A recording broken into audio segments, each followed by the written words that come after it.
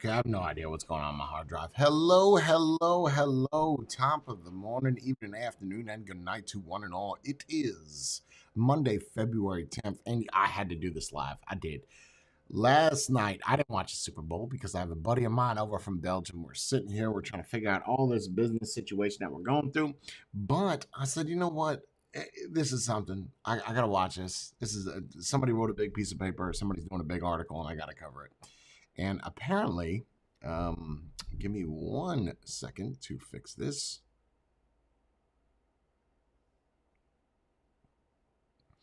I got to do a big article. I got to cover this. Anyone else frozen? We're frozen? We shouldn't be frozen.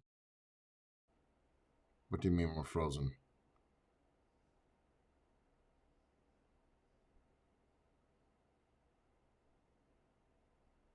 We're frozen?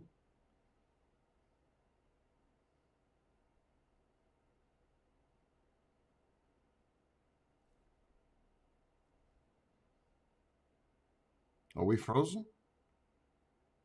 Ain't nobody talking. Hold on, let me pull my stream up. If you are saying, okay, we're good. Okay. All right. So let me just preface this. I want to get this out because people are going to say something. Let me turn up my volume just a little bit because I feel like it's a little too low.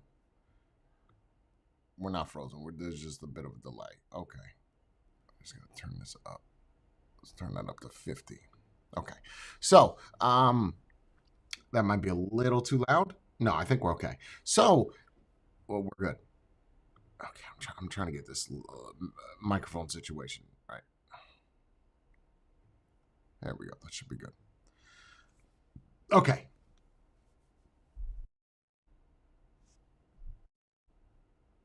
Thank you, Monkey. Thank you, Combat. Thank you, Matthew. All right, so let's go over this. I just want to preface this.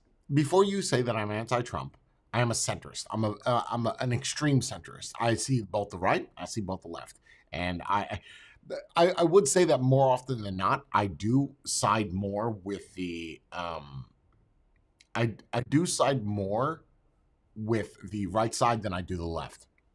That being said, that is rare because there are certain things that I don't agree with what the right says, and there are certain things that I don't agree with what the left says. So essentially, when I watch everything, they have to change my mind, basically. And I watched Trump on a plane last night, and I did not watch a Super Bowl. And I want to comment on some of that. I want to make the comments public. Now, with that being said, it is very important to understand that if this was Kamala Harris up there, I've done the same thing with Kamala Harris. If this is Donald Trump up there, I've done the same thing with Donald Trump. It's not that I don't like Donald Trump. It's just there are things that I'm going to comment on.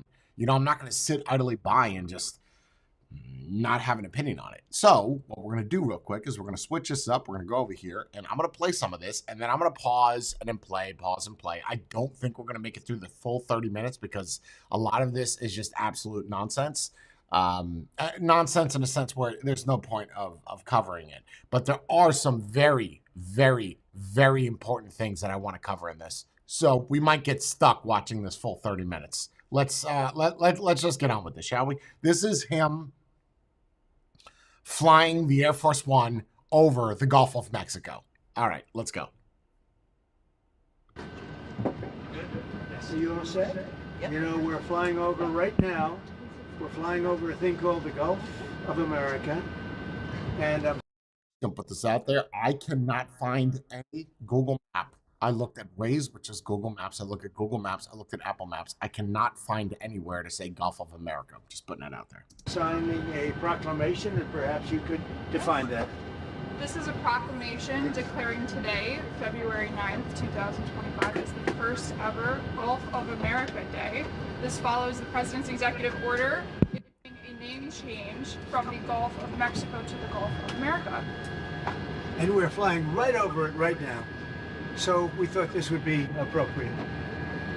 Even bigger than the Super Bowl. This is a big thing. Okay. Let's stop you right now. Bigger than the Super Bowl? It's not bigger than the Super Bowl. Because Super Bowl... just some of the shit that comes out of his mouth just really bothers me. But the same thing with Kamala Harris. It's not bigger than the Super Bowl. It's not. It's just not. It's a falsity. And almost everybody now has assented to that. And I don't even watch the Super Bowl, and I can tell you that the Super Bowl is bigger news to me. I don't even know who won. I think the Eagles won. I think the Bills played. I don't even know because I don't care. But to me, that's still bigger than Gulf of America. Attention on board. Ladies and gentlemen, if you could please direct your attention out the right side of the aircraft. Air Force One is currently in international waters for the first time in history, flying over the recently renamed Gulf of America. Please enjoy the flight, and we are now about to head westbound to Super Bowl 59. Wow, he did that well. That's a good job. He did. Isn't that nice? You know, we're about make America great again, right? That's what we care about. Okay, here we go. Ugly ass pen.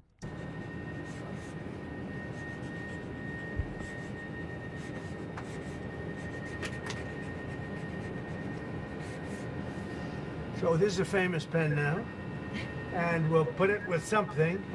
I'll ask you to do whatever you think we should do with it, Mr. Secretary. Do you want to talk about, Doug, Secretary of the Interior, and also working with Chris? Let me pause this real quick. Secretary of Interior, I think that this guy does wallpaper and curtains. I think that is the absolute worst name for any kind of position. Secretary of Dishwashing. You're gonna have to rename that, because break it down for someone stupid like me.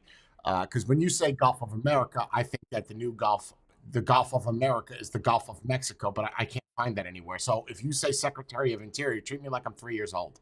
Secretary of Interior, you are now figuring out what tablecloths and doilies to put on the dining room table because you have company coming over. That's what I think that is. I have never heard of that position before. That might be made up. It might be real. That's fine. It's just the dumbest name. Just say, to me, it's just a bad name. Secretary of Interior? Like the Secretary of Defense sounds good. The Secretary of Offense even sounds good. Just replace coach, the coach, anybody watches football, and just put secretary there. That works. Interior doesn't. It doesn't work. All right. Chris Wright on extracting vast amounts of oil and gas and making our country rich. Would you like to say something? Well, with the Gulf of I don't even care. Well, it's important because he mentions the name change. And I think this is big because this happened. Take a look at the date. This is important. February 9th is when he's making this discussion. His argument is on the 8th of February, they submitted the map change. The 8th of February, the Secretary of Interior submitted.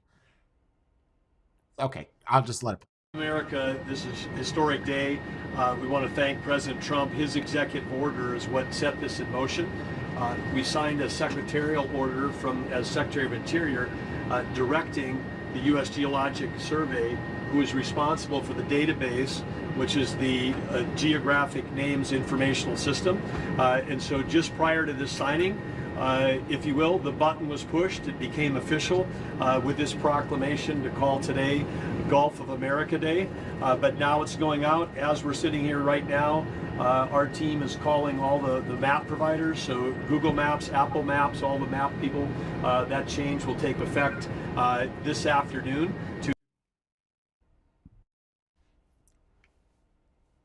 I mean, I can pull it up real quick, but I don't think it's changed. I looked this up last night at midnight just because I wanted to see if this is accurate, because I'm all about false statements, right? If I make a statement, yep, there it is. So this is right now as we speak. I go like this. This is, I mean, anybody can pull this up on their phone right now. That's Google Maps. Still says Gulf of Mexico. So again, making statements, while they might be accurate, you say going up this afternoon. They're not up this afternoon, Mr. Secretary of Interior. They're not. So it just bothers me when people make statements and they're not opinions. Like they're stating them as facts, but they're not facts. They're just random information that holds no water. And that bothers me because, well, this is coming from the Secretary of Interior.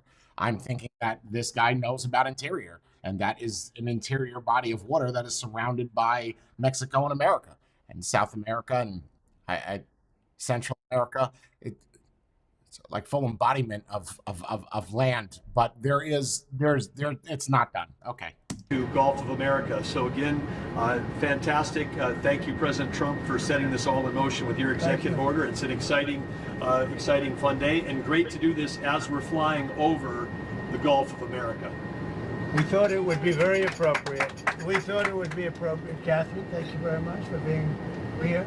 So we're It's been happy a to very be here. important part of his life. And who knows what would have happened to That's him nice. without you. It might That's nice. You know, giving a shout out to the wife. I like that. That's nice. He's not all bad. not have been good. Here you go. Okay. Have you talked to Mexico about this? Actually, interestingly, I've never spoken to him about it. It was our call, and I have not spoken to him about. I've spoken to him about many other things, but I haven't really talked to him about this. They have never brought it up. I'm a little surprised at that, but they've never brought it up.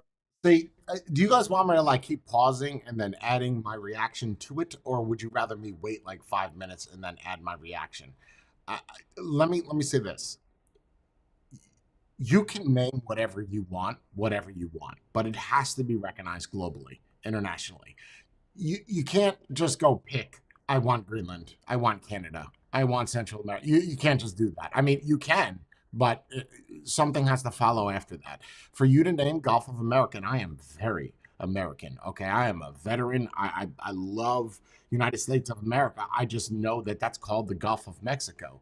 And you would think because it has their name in it that you would like shoot the shit with them and say, hey, do you mind? Or not do you mind? We're going to do this. But it's not just America. I feel like Apple Maps, all of them are not going to change Gulf of Mexico to Gulf of America without it being recognized globally. So you can do whatever you want. It just doesn't make it correct. Like there is policies, procedures, and clearly the Secretary of Interior is not aware of those procedures because you can't just call up Apple and be like, change it. It's not changed still right now. It's still the Gulf of Mexico. Don't make the statement that by noon today, which was yesterday, it would be done. It's not done. God, oh shit. Maybe I just need to get laid. I don't know. I'm just bitching. Sir, can you tell us about your conversation with Vladimir Putin? I don't want to do that now. We're trying to end that war. It's a war that would have never happened if I were president. It would have never happened.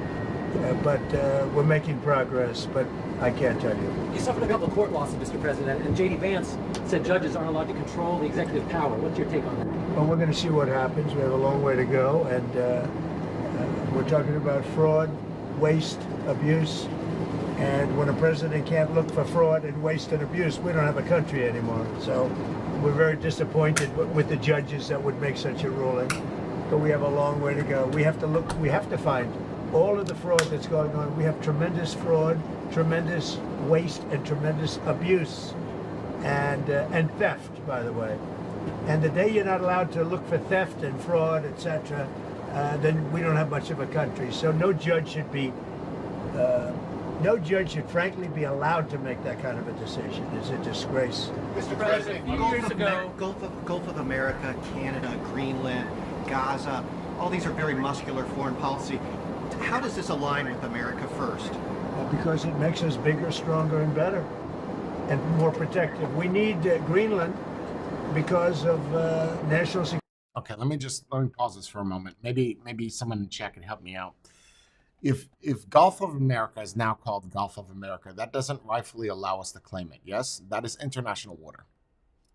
We can agree on that. Yes, I mean it's not really it might be international water, but it's not. I don't think we could just go to a piece of an ocean and say that's ours now. Because if that was the case, we could just go throughout the whole ocean and just claim the whole thing, right? All the jellyfish are paying taxes now, right? We're gonna round up the whole ocean, and that's gonna be America now. I don't think you could do that, right? There are obviously laws that are in place to stop people from just claiming that.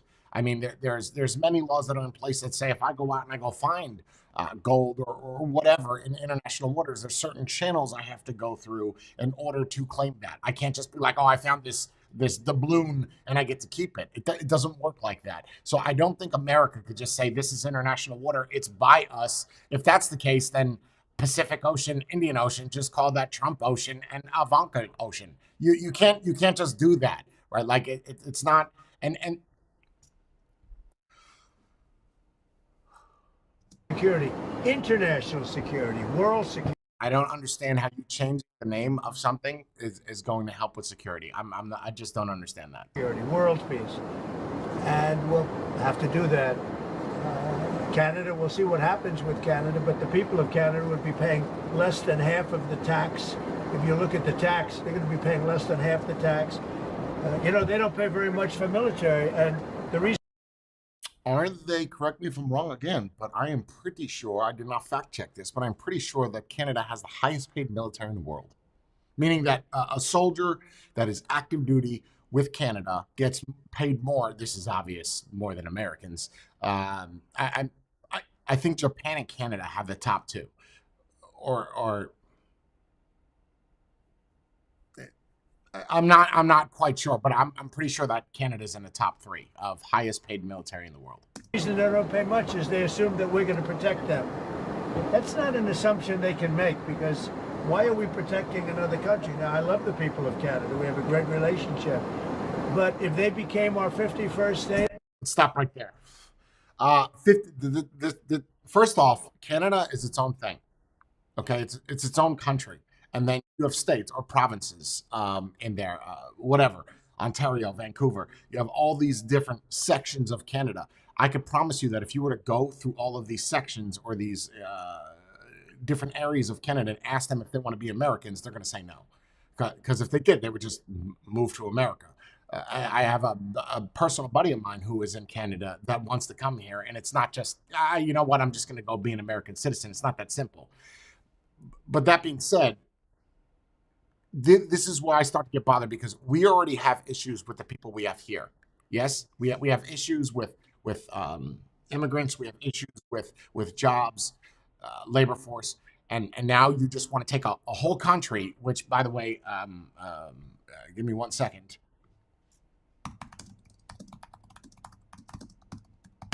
You just want to take 40 million people, okay? You want to take 40 million people and then just say, you know what? You are now American citizens. Okay.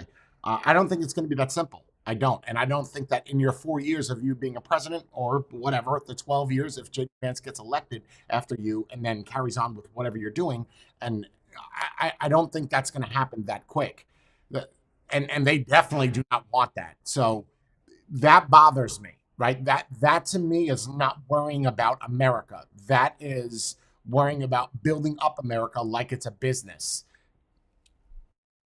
Some people may argue and say this is what we need. I'm not quite sure of that. I just don't think that taking a country that already likes its sovereignship and you just saying, you know what, we're going to take that because it would be great for us. Why don't we just take Mexico while we're at it? I think we talked about this yesterday. Let's take Mexico. Let's take Central America, South. Why don't we just take the whole, from the top to the bottom, go from Antarctica all the way down to the bottom of, I can't remember what's it. Chile is at the bottom. No, there's a country down there. I can't remember the name of the country at the bottom, but you're gonna just go all the way from the top to the bottom. Just take it all. Okay, all right, cool. Was it Antarctica and Arctic? I can't remember the piece on the bottom. South Pole. That's what we'll go with. It would be the greatest thing they could ever do. It would be unbelievable. It would be a cherished state. And think of how beautiful that country would be without that artificial line running right through it. Somebody drew it many years ago with a ruler, just a line. You look at how beautiful that is. Wow, it would be very exciting. But if you look at Canada, it would be cherished as a 51st state. They don't pay their share of military in NATO. They pay very little for military. They're not protected at all. And the reason is they think we're going to protect them. The other thing is we subsidize them to the tune of about $200 billion a year. If we stop doing that, if we stop allowing them to make cars through tariffs and other things, cars, trucks, etc., what they make, they're not viable as a country. So would you... That is a very valid statement. It is very accurate that if you look at Canada's, they make a lot of cars. I think 1.6 billion. That might be accurate. It's a lot. They make a lot, and I agree with here. If he was to bring that to Detroit, bring that back to Flint and Detroit, that's fantastic. That is fantastic news. Agree. Would you agree that it's a more aggressive foreign policy than your first term? And why is that? It's more aggressive. It's better. Why? Because I think I've had a lot of experience. And in my first term, I was fighting everybody because they were very aggressive toward me. I always said survival and taking care of the country, not necessarily in that order. But I had to take care of the country, but I had a bunch of lunatics like Pelosi and all of these people. They fought me, and we won. And, I had a lot of other things that were going on there. This time it's much more, they've lost their confidence. I think they've lost the respect of the American people with, men participating in women's sports, with open borders, with transgender for everybody, for all the things that they're doing is so bad. When you allow people to empty their jails into your country with prisoners, killers, their mental institutions and insane asylums into our country, this is what they're doing. When you allow gang members from Venezuela, but many other countries coming into our country, we're getting them all out now. They've lost their credibility, but they've also lost their confidence. So I have more time to do what I want to do. So we're making our country larger. We're making our country stronger. And in the case of Canada, if this should happen, I don't know how they can do it without us, because without the U.S., Canada really doesn't have a country. They do almost...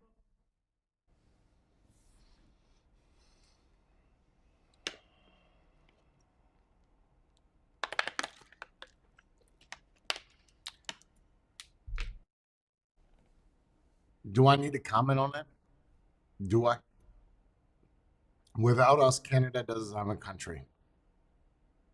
Well, doesn't Canada in some way, shape, or form belong to UK? I get it. It's a far stretch, but it's pretty accurate. So, like, they still have to report to the royal family of UK. There is some viability in Canada because clearly, if they could only work without us, then they would be with us. Yes. If that was the case, if they only relied on us, which is not accurate, why have they not been 51st state? And I do not think you cannot make Canada a 51st state. Look at the sheer size of it alone. It would have to, I don't know. I don't know, because then there's sections in that or provinces inside of that. It's I guess you could say it's like counties of a state, but that would be a massive state. And I don't think Alaska would like to be the second largest state in America. They like that title. And then Texas, I'm not sure of the third one off the top of my head. It might be California. But still, I just don't think it's a good idea. Almost all of their business with us, and if we say we want our cars to be made in Detroit, with a stroke of a pen, I can do that. Then do it. Then do it. Then do it. Just like that. Don't talk about it, be about it. Sign it over. Let's make them in Detroit. Let's get it. And other things in addition to that. Maple syrup. I don't know. I think all the maple syrup and the poutine comes out of Canada. So I could be wrong there, but Wisconsin might make maple syrup. It's probably not as good as Canadian. Would not allow Canada to be a viable country. Mr. President, you said you didn't want to honor first responders today, but you pardoned hundreds of people who assaulted first responders. Why did you do that? Who? I'm sorry. You were going to meet with first responders today. Yeah. But you pardoned people who assaulted first responders. No, I pardoned people that were assaulted themselves. They were assaulted by our government. I pardoned J6 people who were assaulted by our government. That's who assaulted, and they were treated unfairly. There's never been a group of people in this country, outside of maybe one instance that I can think of, but I won't get into it, that were treated more horribly than the people of J6. So, no, I didn't assault. They didn't assault. They were assaulted. We just talked about this yesterday. J6. We just talked about this, literally. And what I did was a great thing for humanity. They were treated very, very unfairly. There's never been an incident like it. We're just not going to talk about it. We're just not. We talked about it yesterday. I'm not going to rehash that again. Just two foreign policy questions. On Putin again, you realize if you don't clarify that, everyone's going to assume you're talking to President Putin regularly. Well, they can assume that. So is it safe? I just want to talk about his hair real quick. How come ain't nobody running a brush or a comb through it? What's going on here? How come nobody's helping him? Look at his hair. It's very wispy. I'm not being arbitrary. You have an image, right? It looks not good right now. Makes sense. Well, I don't want to talk about it. And if we are talking, I don't want to tell you about the conversation. It's too early. But I do believe we're making progress. We want to stop the Ukraine-Russia war. And I want to stop it just because I hate to see all these young people being killed. The soldiers are being killed by the hundreds of thousands. So you're starting to put together a plan for like a peace formula or some sort of resolution? We're talking to both sides. Okay. And then on Japan, are you okay with having a foreign country? No, I'm not interested. I'm lying. I am interested as to what happens with the Ukraine-Russia war. I think he should get involved. I do. I'm not usually keen on this. Not keen. I'm not a big fan of America getting involved in conflicts or combat that does not have anything to do with us. And whether we make money off the country or not, that's irrelevant. I'm talking about, like, it's not a direct attack on America. That's what I'm referencing. And if you could go in there and help settle that and get that debate and less people die, great. Sure. Absolutely. Go in there and then figure it out. I could tell you what's going to happen, though. I could tell you that Trump is going to end up siding with Russia. I could tell you that. I bet money.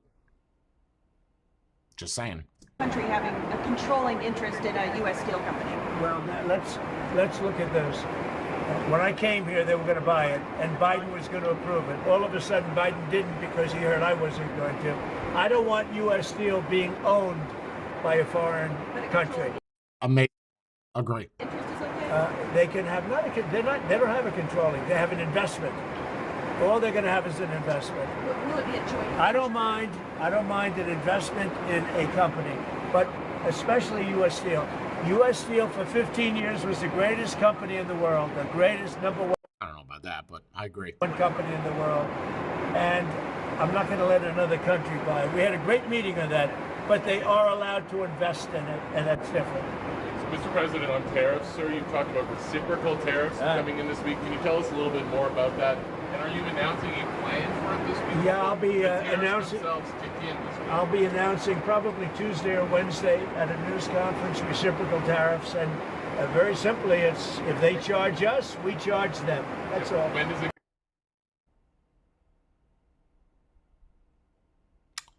So it's okay. So I just want to make sure I'm clear. So we're going backwards then, because you originally said that you were gonna charge them, and there was no bending at all. I wish I could have all of these different things up, but you guys are gonna have to take my word for it that he said that. I'm sure you could find that real quickly.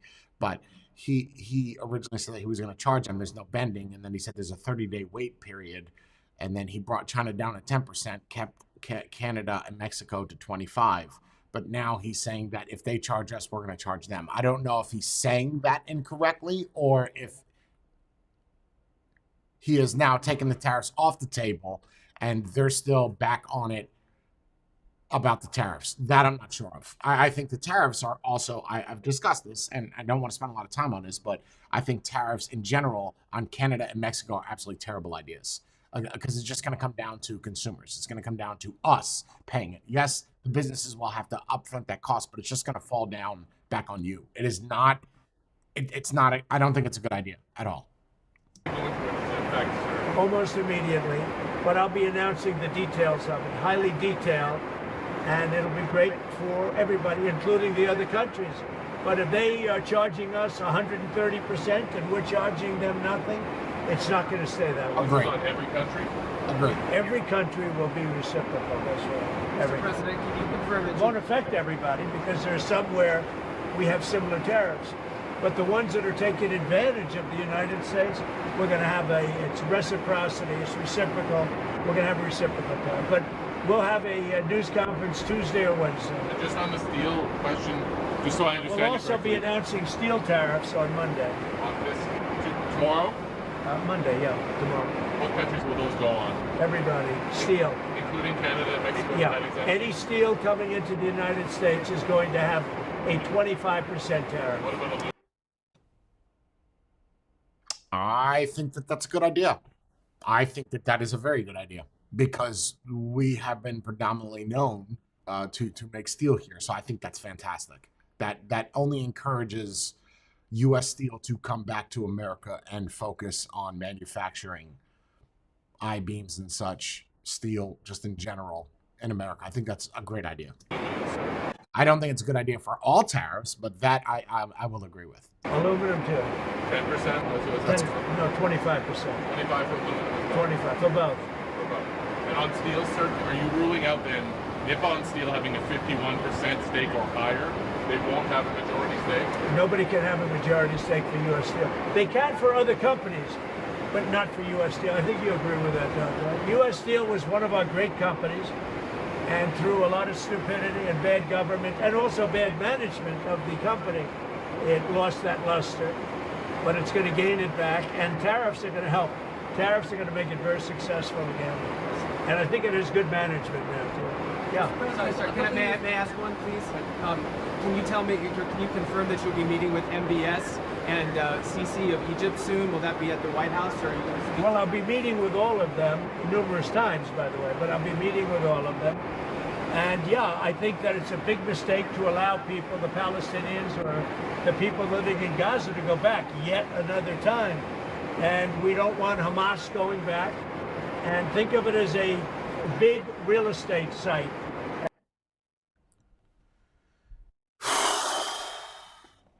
How much time am I here talking about the Gaza Strip? This is going to be this is going to be why I start to have issues. This is where I start to have issues. I do not think that we need to go into Gaza Strip and then take it over for a piece of land. I covered this the other day. A lot of people from the Palestinians from the Gaza Strip do not want to leave. They would rather stay in a tent in the rubble than it be rebuilt and then pushed out to be somewhere else. If they wanted to be somewhere else, they would be somewhere else. He's going to speak a lot about this, and how we should go there and make this a resort, have different countries come in and build different sections of it, kind of like the Virgin Islands. He doesn't say that. I'm saying that. And I don't know if that is a good idea because we are now turning into a business. America is doing a lot of stuff for profit. While I get we need money, I don't know if us going into a country and then claiming a piece of land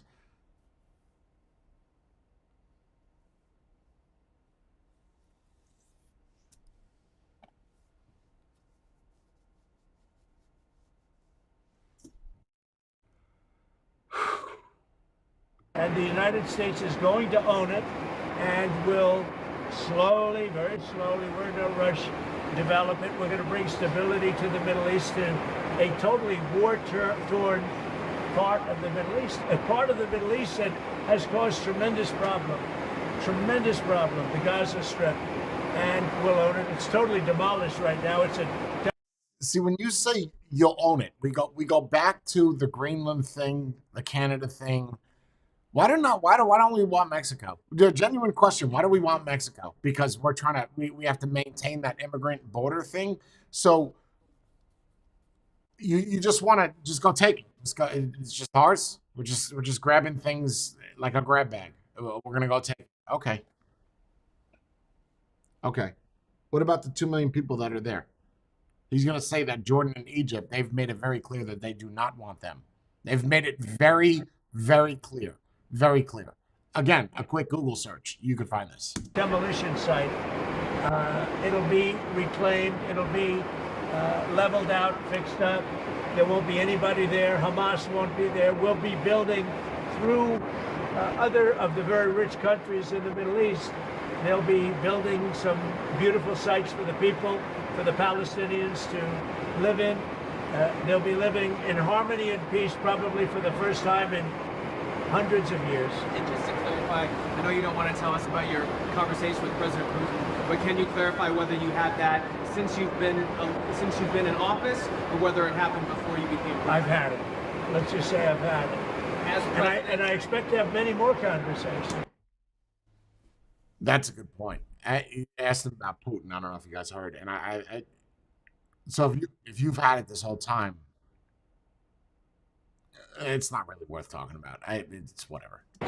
We have to get that war ended. It's going to end. And we have to get it ended. And we have to get it ended. So should have never happened, would have never happened if I was president. Mr. President, a couple of years ago, your vice president suggested that if the Supreme Court rules in a way you don't like, just let them enforce it. Do you agree with that? Say the last part. The vice president suggested that if the Supreme Court rules in a way that you don't like, they can just enforce it by themselves. Do you agree with that? I don't know even what you're talking about. Neither do you. Who are you with? Up close, sir. Who? Up close. Oh, no wonder. I thought they died. Are they still around? I haven't read them in years. I thought they died. All right, go ahead. Who else? On security clearances, you've been yanking a lot of them. Why does it make the country safer to take away the AG security clearance? And is that a form of retribution? If there's somebody, no. If there are people that we don't respect, if there are people that we thought that were breaking the law or came very close to it in previous years, we do it. And we've done it with some people. We've done it with Biden himself.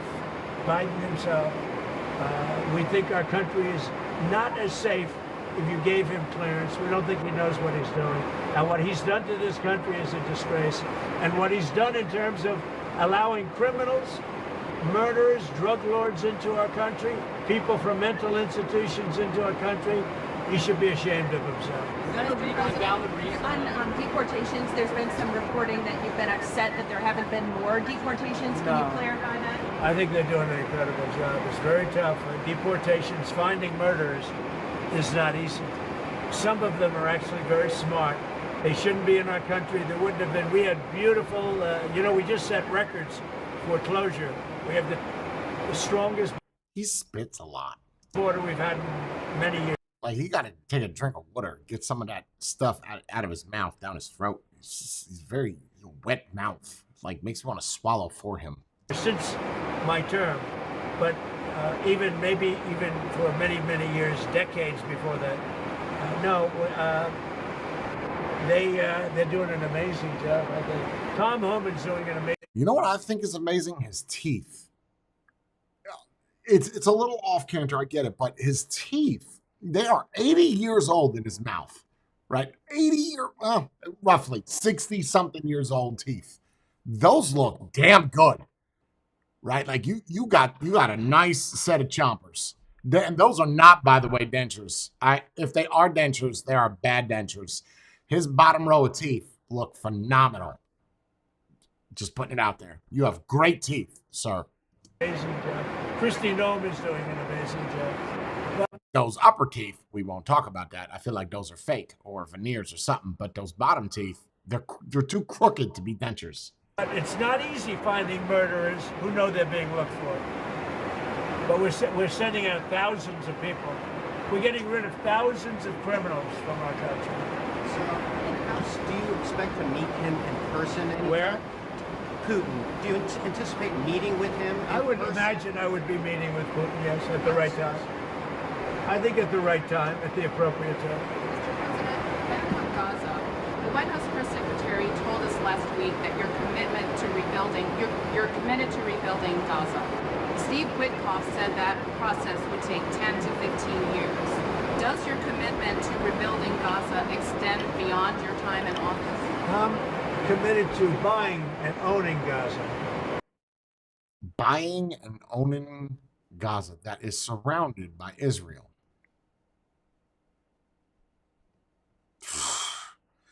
And even if you were to build this up, okay, you go there, you go buy it, you take it, that's fine, you make it a nice resort. Who do you think is going to go there the first 2 years? I know for a fact I would never go. I don't care what type of security you got going on. I don't care what you have, what the situation is. I could promise you that I would be in fear for my life going to a place that was once proclaimed to be the home of people that were kicked out. I'm just saying, I would not show up there. I'm good. As far as us rebuilding it, we may give it to other states in the Middle East to build sections of it. Other people may do it through our auspices, but we're committed to owning it, taking it, and making sure that Hamas doesn't move back. There's nothing to move back into. The place is a demolition site. It'll be, the remainder will be demolished. Everything's demolished. I mean, you can't live in those buildings right now. They're very unsafe. But we'll make it into a very good site for future development by somebody. We'll let other countries develop parts of it. It'll be beautiful. People can come from all over the world and live there. But we're going to take care of the Palestinians. We're going to make sure they live beautifully and in harmony and in peace, and that they're not murdered. This has been the most dangerous site anywhere in the world to live in. Hamas has been a disaster. And by the way, I have to tell you that I watched the hostages come back today.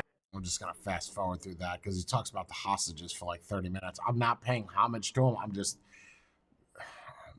okay, I'll play it because I don't want to be disrespectful. And they look like Holocaust survivors. They were in horrible condition. They were emaciated. It looked like many years ago, the Holocaust survivors. You realize Holocaust was primarily Jews, right? And what he's referencing right now is, okay. And I don't know how much longer we can take that. When I watch that, I know we have a deal where we're supposed to they dribble in and keep dribbling in, but they are in really bad shape. They have been treated brutally, horribly. Even the ones that came out earlier, they were in a little bit better shape, but mentally they were treated so badly. Like 6 pieces of water just flew out of his mouth. Who could take that? You know, at some point, we're going to lose our patience. When I see that scene that I saw today with people coming out of helicopters and airplanes that are emaciated, that look like they haven't had a meal in a month, no reason for that. And I don't know how much longer we can take it. Do you mean you want to recast? I don't know how long we can take it. When I watch people that were healthy people a reasonably short number of years ago, and you look at them today, they look like they've aged 25 years. They literally look like the old pictures of Holocaust survivors. The same thing. I mean, the same thing. And I don't know how long we're going to take that. Mr. President, have you gotten some advancement in your proposals for some of the Gulf or Arab nations to take some of the Palestinian people? And if not, like, what do you think the reason is for their hesitance? Is there some very honest reason that they haven't told you privately, or that you think why they're hesitant to take the Palestinian people? Why are they hesitant to take them? Because they never spoke to me. They spoke to other people. They didn't speak to me. When they speak to me, they're going to take them. See, that's the condescending I'm talking about right there. That right there is what I'm talking about. When they talk to me, they're going to take them. Wow. Because that's how you get shit done. You just push people around and force people to do that. That right there is what I'm talking about. Is it because they think that you would not allow them to return to Gaza? Is that part of it? They don't want to return to Gaza. If we could give them a home in a safer area, the only reason they're talking about returning to Gaza is they don't have an alternative. When they have an alternative, they don't want to return to Gaza. If they had a home that was safe, where you don't have Hamas threat. That being frozen is not me. That's the actual stream. Just want to make that clear. Killing them, torturing them. They'd rather not return to Gaza, but right now Gaza... That, again, is not true. I don't know where he's getting that information from. I showed this on the stream either yesterday or the day before. The people that are on or in the Gaza Strip do not... They have done interviews with people there. They would rather live in a tent in the rubble than get kicked out and have to go somewhere else. This is factual proof. I don't know where he is getting that from. I don't know. This is the only alternative. As far as the other regions, The only reason they maybe don't act enthusiastic is they haven't talked to me. They talk to other people, but not to me. When they talk to me, they'll be enthusiastic. And on spending, you found some maybe questionable expenditures, or Elon Musk has Not found them? some questionable. The whole country looks like it's a fraud. It's fraud, waste, abuse, but it's a tremendous fraud. And what Elon and his group of geniuses have found is unbelievable. It's unbelievable. And that's just in US AID. Soon we're going into education. You'll find the same thing but bigger. Soon we're going into the military, and you're going to find a lot of bad things happening there. You'll find it because our government has not functioned properly for many, many years, and we're Agree. 100% agree. 100%. going to make it function properly. We're even looking at treasuries. There could be a problem. You've been reading about that with treasuries. And that could be an interesting problem because it could be that a lot of those things don't count. In other words, that some of that stuff that we're finding is very fraudulent. Therefore, maybe we have less debt than we thought of. Think of See that right there, that just sounded like we're gonna cook some books. we're gonna move some numbers around, and instead of us owing $100 trillion, we now owe 61 million. That's what that just sounded like to me. I'm just that. So a lot of things are happening, but Elon's doing an excellent job. We started with 12 guys with high IQs, and now we have 100 guys with very high IQs. Do you think Congress has failed to do their oversight, or do you think your first administration, some of your cabinet agencies? I think everybody failed. I think everybody failed. And why does Elon's financial disclosure remain secret? Because nobody's looking at that. We're looking at all the corruption that's taken place. I mean, his financial disclosure is largely the number of shares that he's got in very public companies, and that's not secret at all. If you read that, you'll see a lot. I mean, he talks about his whole thing. I read one where it really gave a very good history of him, but basically it's a number of shares times a certain stock price. So why is that not public? It is public. All you have to do is read it. So on USAID, sir, what is kind of like the message to countries that depend on humanitarian aid distributed through USAID? What is your message to those countries? The ones that have been, the few that have been legitimate in terms of getting legitimate money, will probably put it through the State Department. It'll be handled by Marco Rubio, highly respected man, Secretary of State. There's no reason for USAID, when you look at the politicians that have been in there sucking the blood out of it, when you look at all of the fake deals, I mean, look, all you have to do is get a list of all of the things you can see by the heading. It's fake, it's fraudulent, it's probably kickbacks, where they send the money and then it gets kicked back to the person that sent it. So the ones that are good, and there are not many of them, but the ones that are good, and there are some, will probably have that be handled by Marco Rubio in the State Department. Will they take on some of the USAID workers? They could, if they like. Mr. President, Will it still be called USAID, Mr. President, or will it not? I don't know that it's going to exist. Why would you need it? The State Department can take care of it. Do you think the amount of spending on foreign aid will decrease also, or just the number of employees? It should decrease, yeah. I hope it decreases. Yeah, by how much? When we have $36 trillion in debt, and we're taking care of countries that are very rich and sending aid to countries. 100% agree here. 100% agree. 100%. In some cases that are rich, in some cases they're not rich. But no, it should very much decrease. Mr. President, another cut. But it won't be the scams that you've seen. Another cut that NIH put out a memo on Friday night. It's going to cut $4 billion from the percentage that they pay to universities and public colleges in all those states, not foreign countries. $4 billion. Is that okay to take that off the top? Sure. It could be okay. I mean, you have to look at the universities. Some are legit. You could also say, why are we giving money to Harvard when it's got a $50 billion endowment? Nailed it. Billion. And yet they don't use that endowment to help their students.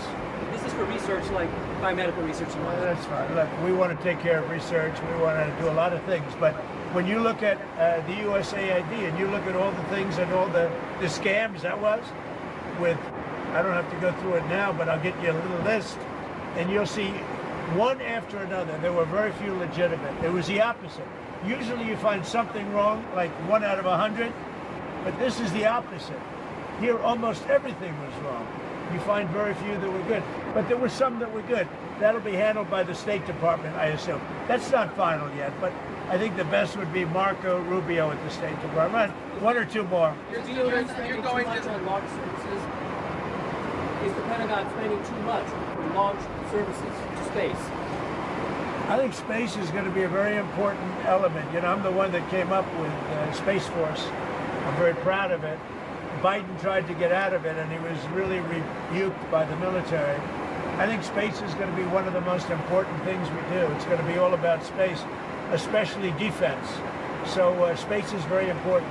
You're going. Would you accept Palestinian refugees into the United States since you're looking to other countries? I'd have to look. I think it's a very far distance for them to travel, but I'd have to look at individual cases.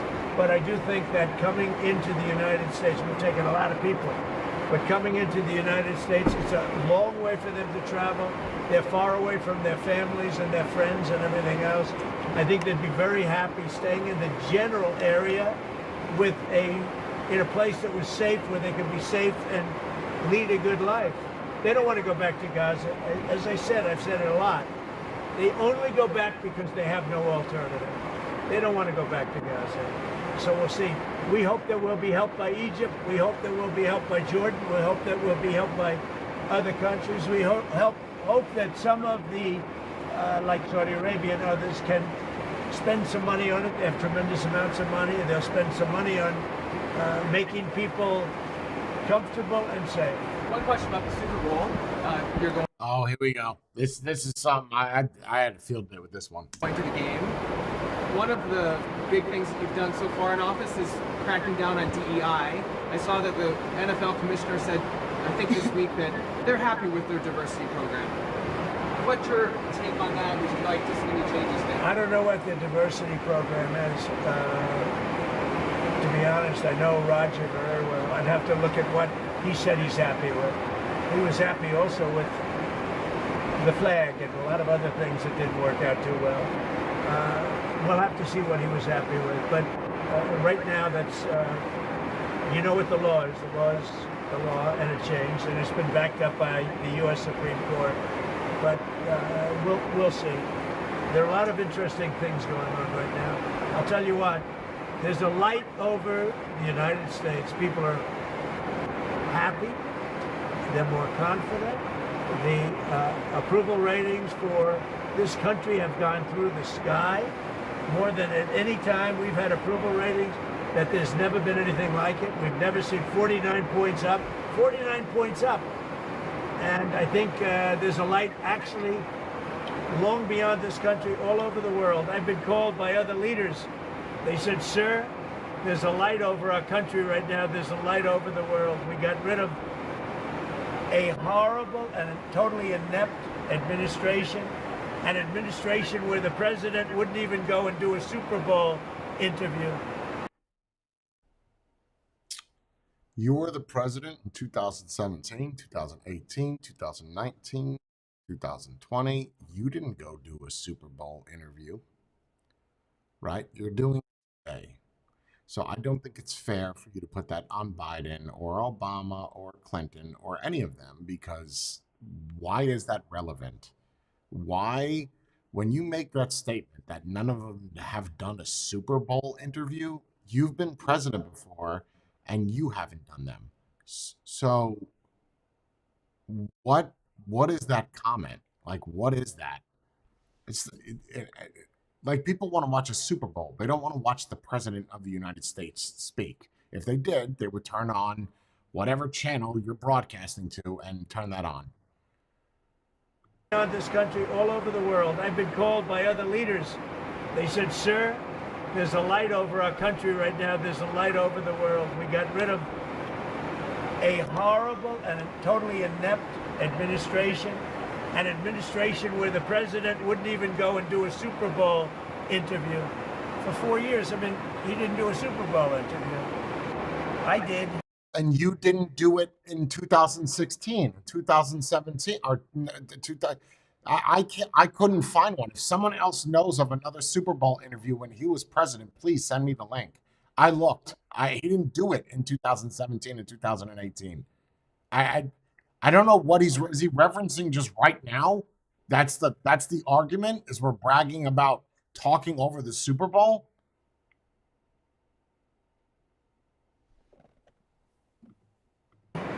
You'll see it in about 1 or 2 hours. One more on the refs. Do you have an opinion, sir, on whether the referees have been throwing the games to the Chiefs all season?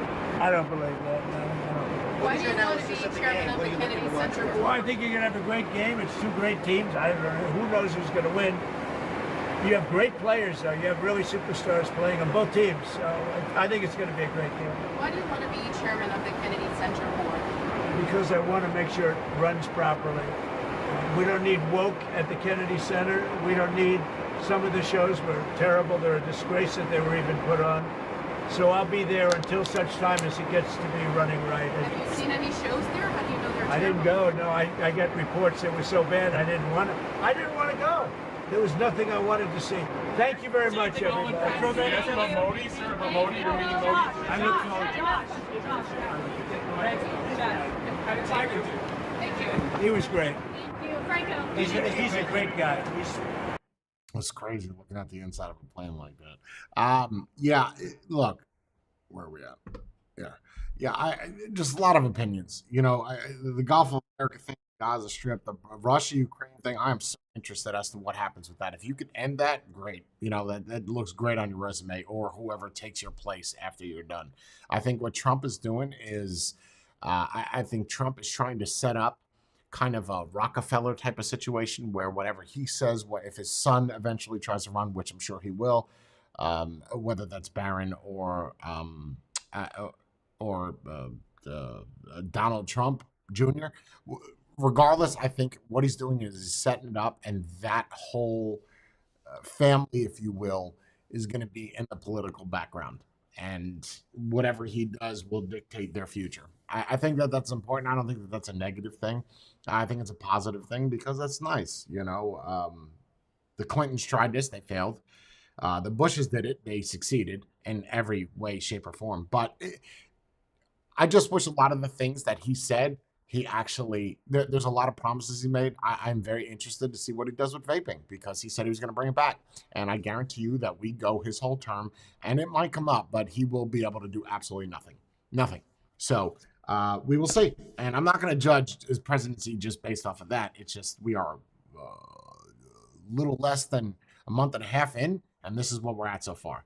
Not even a month and a half. We're not even at a month. Well, roughly. Either way. That's my opinion. That's my reaction. You guys stay beautiful, stay blessed, have a great day, and yes.